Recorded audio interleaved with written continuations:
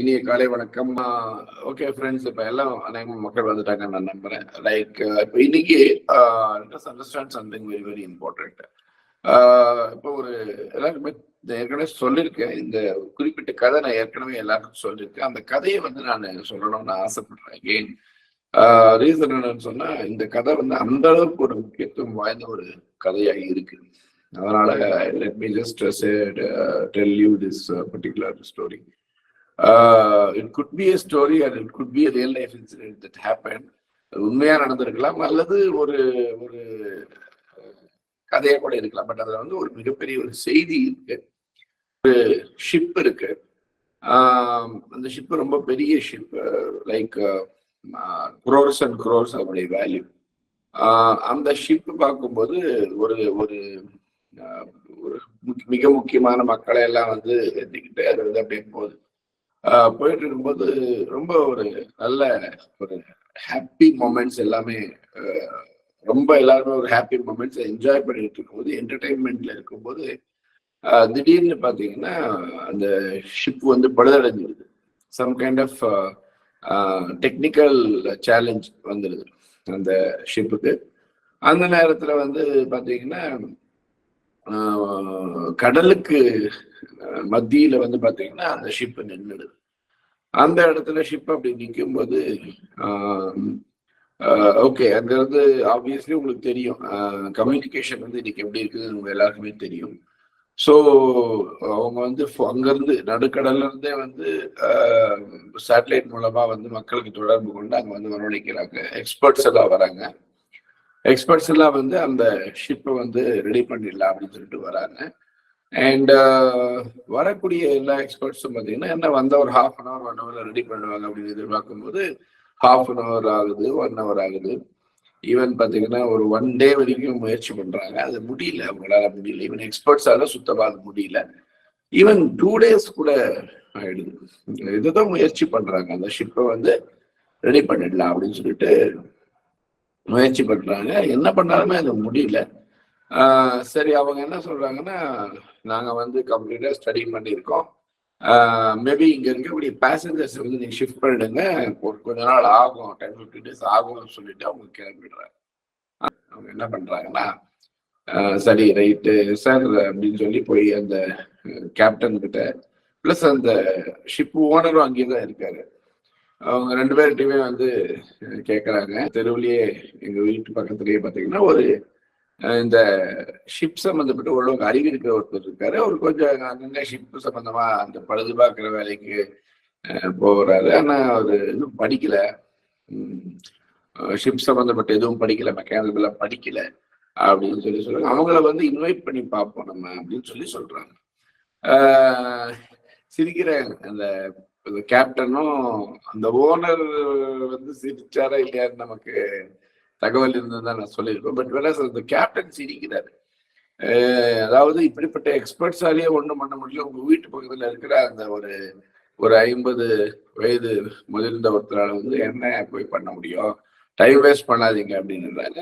Okay, அந்த இவரு யாரு கேப்டன் சும்மா அந்த இடத்துல இருந்து மூவ் ஆயிடுறாரு. வேற அந்த இவரு யாரு நம்ம ஓனர் சரி வரவாழை பண்ணி பார்ப்போம். சரி, அவர் வராரு. யாரு நம்ம அந்த இவரை அழைச்சிட்டு வர. அவரு ஒரு சாதாரணமான ஒரு படகுல அவர் வராரு. வந்துட்டு அப்படியே ஏறுறாரு. கையில அவர் கையில பாத்தீங்கன்னா ஒரு ஹேமர் ஒண்ணு, ரைட்? ஏதோ ஒரு சின்ன ஒரு ஹேமர்னு இல்லை, ஒரு சின்ன ஒரு ஒரு டூல்ஸ் பாக்ஸ் கையில வச்சிருக்காரு. சின்னதா ஒரு சூட் கேஸ் மாதிரி இருக்குன்னு வச்சுங்க. ஒரு பிரீஃப் கேஸ் மாதிரி, சூட் கேஸ் ஒரு பிரீஃப் கேஸ் மாதிரி ஒண்ணு இருக்கு. சரிக்காரு. அவர் அப்படியே வராரு. அப்படியே மேல கீழே கீழே மேல எல்லாம் இறங்கி பாக்குறாரு. பார்த்துட்டு ஒரு 1/2 மணி நேரம் 1 மணி நேரம் அவர் பாக்குறாரு. பார்த்துட்டு அவருடைய பிரீஃப் கேஸ் ஓபன் பண்ணி ஒரு சுத்தியல் எடுக்கிறாரு. ஒரு சுத்தியல்ல ஹேமர் எல்லாருக்குமே தெரியும் நினைக்கிறேன். அதை எடுத்துட்டு அவர் என்ன பண்றாருன்னா நேரா போறாரு.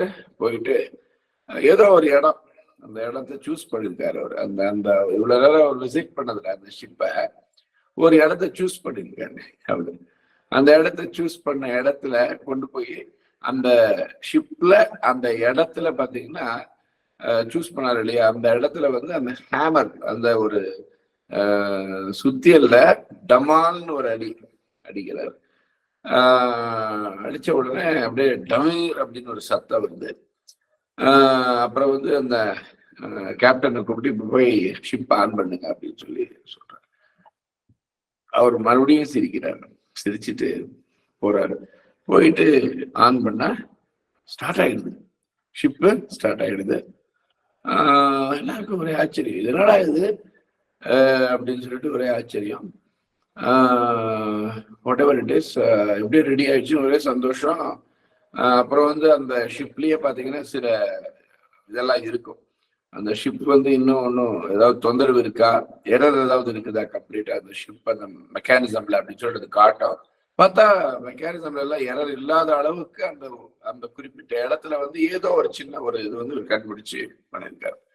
ஸோ அவர் வந்து அங்க இருந்து கிளம்பிடுறாரு. கிளம்புனதுக்கு அப்புறமா அந்த ஷிப் அப்படியே மூவ் ஆகுது. அப்புறம் வந்து கொஞ்ச நேரம் கழிச்சு இந்த ஷிப் ஓனர் வராரு. சந்தோஷம், whatever it is, ரொம்ப சந்தோஷம். வந்து சரி பண்ணி கொடுக்குறதுக்கு பில்லு அனுப்ப சொல்லுங்க, நம்ம வந்து இல்லைன்னா எவ்வளவு பணம் அப்படின்னு கேளுங்க, நம்ம கொடுத்துடலாம் அப்படின்னு சொல்லி பில்லுக்கு அப்புறம் பட் பணம் எவ்வளவுன்னு கேட்க சொல்லுங்க, நம்ம கொடுத்துடலாம் அப்படின்னு சொல்லி சொல்றாங்க. அவர்கிட்ட கேட்கறாங்க, எவ்வளவு நீங்க வந்து ரெடி பண்ணீங்க இல்லையா, எவ்வளோ அப்படின்னு சொல்லிட்டு. அவர் வந்து உடனடியா சொல்றாரு 10 lakh rupees அப்படின்னு சொல்லி சொல்றாரு. 10 லட்சம் ரூபாய் என்னுடைய சார்ஜஸ், சர்வீஸ் சார்ஜஸ் அப்படின்னு சொல்லி சொல்றேன்.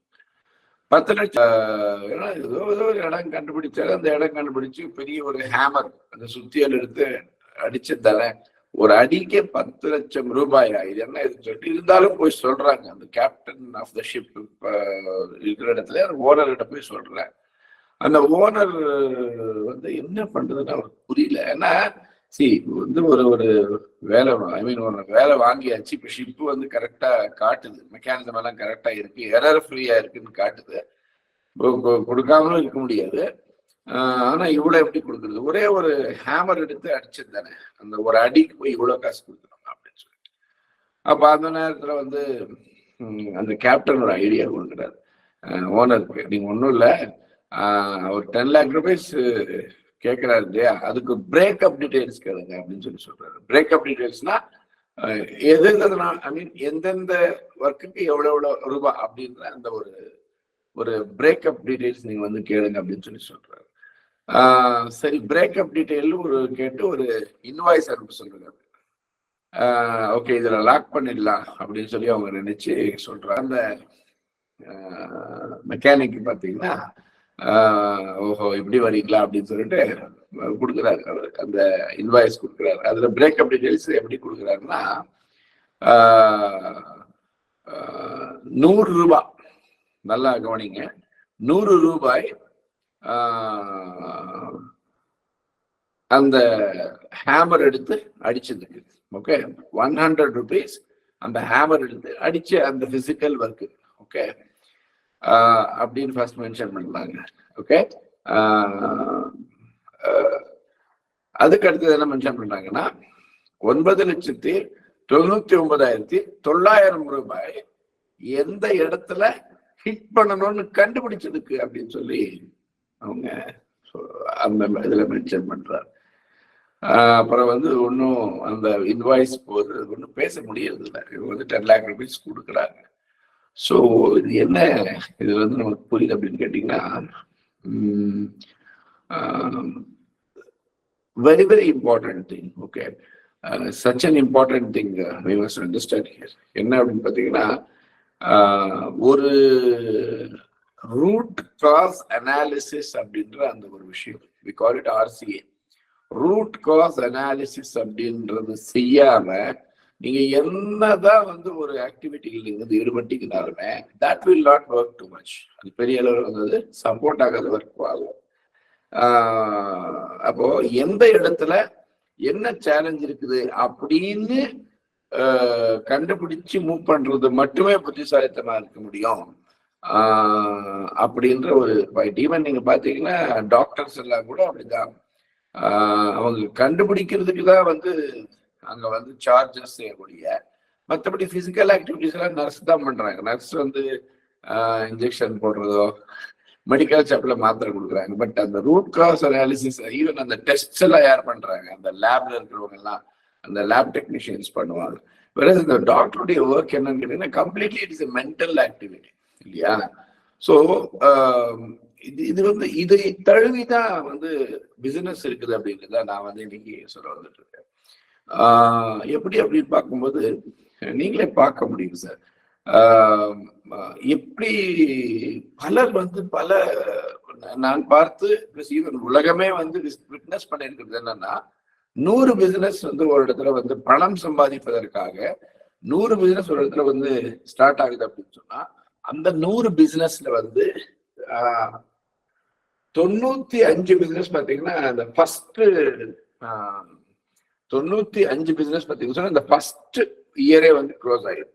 95 பிசினஸ் வந்து ஃபர்ஸ்ட் இயரே க்ளோஸ் ஆயிடுது. செகண்ட் இயர் பாத்தீங்கன்னா ஒரு இன்னொரு 2-3 பிசினஸ் க்ளோஸ் ஆயிடுது செகண்ட் இயர். 3வது வருடம் பாத்தீங்கன்னு சொன்னா 2 பிசினஸ் இருக்குது. அது 3வது வருடம் வந்து முடிந்த பிறகு 4வது வருடம் ஸ்டார்ட் ஆன உடனே பாத்தீங்கன்னா உங்களுக்கு ஒரு பிசினஸ் இருக்கிறது பெரிய விஷயம். ஆக்சுவலி பர்சன்டேஜ் படி பார்க்கும்போது ஏதோ 0.73% ஆஃப் பிசினஸஸ் தான் வந்து நிக்குது அப்படின்னு சொல்லிட்டு ஒரு வரலாறு, ஐ மீன் ஒரு ஸ்டாட்டிஸ்டிக்ஸ் வந்து நமக்கு சொல்லுது. இதுக்கு ரீசனே இங்கதான் இருக்கு. என்ன ரீசன் அப்படின்னு பார்க்கும்போது